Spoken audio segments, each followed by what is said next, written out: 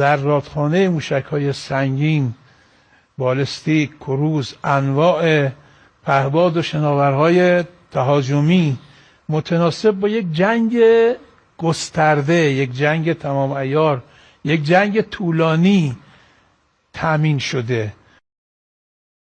نیروهای مسلح توانمند ما، مقتدر جمهوری اسلامی، حداقل برای یک جنگ تمام عیار 6 ماهه پر شدت با همین ریتم فعلی آمادگی کامل دارن.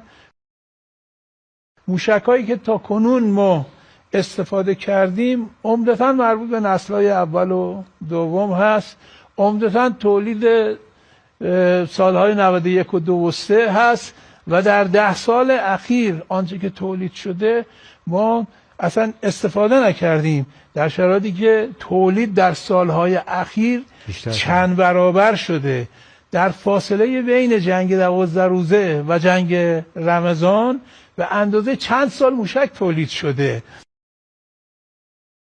خب ما تو این هفته‌ای که گذشت چند شکست راهبردی رو در هفته اول شاهد بودیم.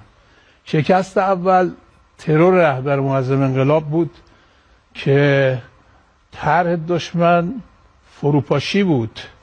خب محور اصلی دکترین آمریکا بر این فرض استوار بود که نظام جمهوری اسلامی یه سیستم قائم به شخص داره و با ترور رهبر عالی جمهوری اسلامی هرج و مرج و خلأ قدرت ایجاد میشه و